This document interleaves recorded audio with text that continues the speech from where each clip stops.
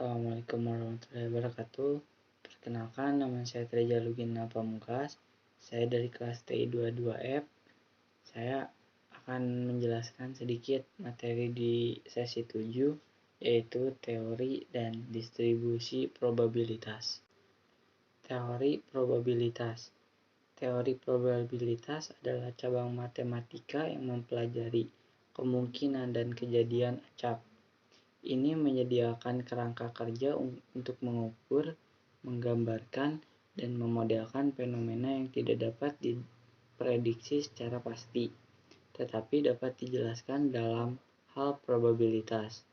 Teori probabilitas membantu kita memahami dan mengambil keputusan dalam situasi di mana ada ketidakpastian. Konsep dasar dalam teori probabilitas adalah eksperimen acak, yaitu suatu proses yang menghasilkan hasil yang tidak dapat diprediksi secara pasti. Contoh umum dari eksperimen acak termasuk lempar dadu, mengambil kartu dari dek kartu, atau melempar koin. Hasil dari eksperimen acak ini disebut kejadian. Dalam teori probabilitas, kita bekerja dengan ruang sampel, yang merupakan himpunan semua hasil yang mungkin dari eksperimen acak. Misalnya, jika kita melempar sebuah dadu, ruang sampelnya akan berisi angka 1 hingga 6. Karena itu adalah semua hal yang mungkin dari lemparan dadu. Distribusi probabilitas. Distribusi probabilitas adalah fungsi matematika yang memberikan gambaran tentang bagaimana probabilitas terdistribusi di antara berbagai hasil yang mungkin dalam suatu eksperimen acak. Ini memberikan informasi tentang kemungkinan relatif munculnya hasil. Terdapat dua jenis distribusi probabilitas yang umum. Yang pertama yaitu distribusi probabilitas diskrit, dan yang kedua yaitu distribusi probabilitas kontinu. Yang pertama, distribusi probabilitas diskrit. Distribusi probabilitas diskrit terkait dengan eksperimen acak yang dimana hasil-hasilnya terbatas pada sejumlah nilai-nilai diskrit yang terpisah. Misalnya, hasil dari lemparan koin, muncul kepala atau muncul ekor, adalah contoh distribusi probabilitas diskrit sederhana. Contoh lainnya adalah distribusi probabilitas dari hasil lemparan dadu, di mana masing-masing angka 1 hingga 6 memiliki probabilitas yang terkait.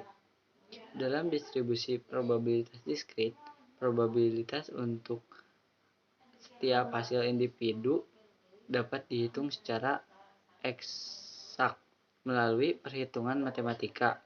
Ini sering direpresentasikan dalam bentuk tabel atau grafik yang dikenal sebagai fungsi massa probabilitas, atau dalam bahasa Inggrisnya probability mass function. Contoh distribusi probabilitas diskrit yang terkenal adalah distribusi Poisson, distribusi binomial, dan distribusi geometri. Kedua, distribusi probabilitas kontinu.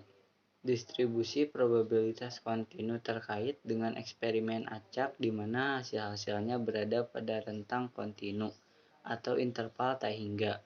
Misalnya tinggi manusia, berat badan, atau suhu adalah variabel-variabel kontinu yang mungkin memiliki distribusi probabilitas kontinu. Dalam distribusi probabilitas kontinu, probabilitas untuk hasil-hasil individu tidak dapat dihitung secara eksak, tetapi diukur dalam bentuk fungsi probabilitas. Fungsi ini dikenal sebagai fungsi kepadatan probabilitas, atau dalam bahasa Inggris yaitu probability density function. Probabilitas muncul dalam suatu rentang nilai tertentu, dihitung dengan mengintegrasikan fungsi kepadatan probabilitas di rentang tersebut. Distribusi probabilitas kontinu yang umum meliputi distribusi normal atau Gaussian, distribusi eksponensial, dan distribusi chi-square. Di distribusi probabilitas sangat penting dalam statistika dan analisis data, karena membantu kita memahami perilaku dan variabilitas dalam data. Melalui konsep distribusi probabilitas, kita dapat menghitung statistik deskriptif, menguji hipotesis, dan membangun model matematis yang menggambarkan fenomena yang teramati dalam dunia nyata. Berikut sedikit penjelasan tentang teori dan distribusi probabilitas yang dapat saya sampaikan. Mohon maaf bila ada kekurangan. Terima kasih. Wassalamualaikum warahmatullahi wabarakatuh.